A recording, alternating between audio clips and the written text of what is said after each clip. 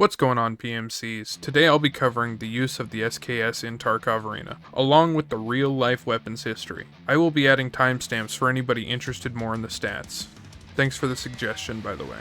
Let's get into the history. The SKS, also known as the Simonov Self-Loading Carbine, is a semi-automatic, gas-operated blowback rifle with a 10-round internal magazine, which is loaded via stripper clips. It has a fixed bayonet that swivels out and locks onto the muzzle of the firearm. The SKS saw little use in the Soviet Union, due to its successor, the AK-47, replacing it as the Soviet Union's standard infantry weapon in the early 1950s. Still, the SKS was produced in the Tula Armament Factory from 1949 to 1958.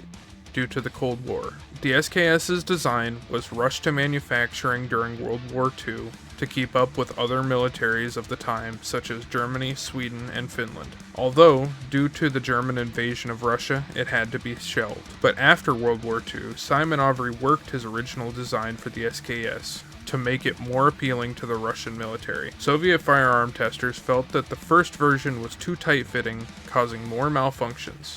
It was also stated that the SKS 1.0 had a comically large muzzle device. The SKS is simple and effective at close to medium range without an optic.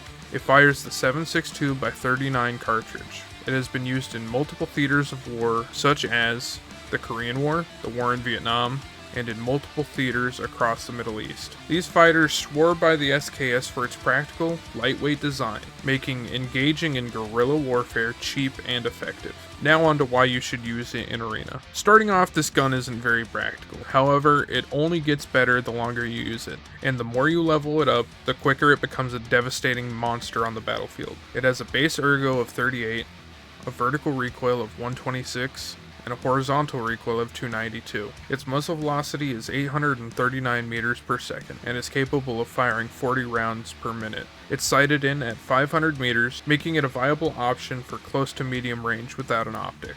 Fortunately, the SKS has multiple options for mounting optics, such as the dovetail mount, used for adding Soviet-era optics to your SKS, or, more popularly, the chote mount, which allows for the SKS to utilize most modern optics. There are two notable ammo types for the SKS, one being the MAI armor piercing, capable of penetrating level 6 plates, and the other being BP, capable of penetrating level 5 plates. The SKS really does start off as one of those guns you use just to piss off hypersweats, especially if they're AS-Val users. After time and some aim training, you'll be able to drop the enemy like nothing. This isn't really a run-and-gun weapon in the beginning, although it sure can be if your aim is good enough. I recommend taking controlled and precise shots. Let's go over some of the upgrades. The SKS Tapco really improves the capability of the weapon, allowing for the fitment of AR-styled buttstocks and pistol grips, and the addition of a Picatinny rail for adding a foregrip. You will need to get the SKS to weapon level 3 before being able to utilize these features. At the end of the day, the SKS might not be for everyone, but if you enjoy Soviet-era weapons as much as I do, it's worth giving it a shot. And remember, if your wife and kids leave you because you play too much Tarkov, don't worry. The SKS will stay by your side. What's going on, PMCs? It's Triggered here.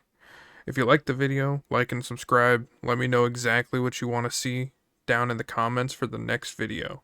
I do one of these every other day, and I have a new short out every other day as well.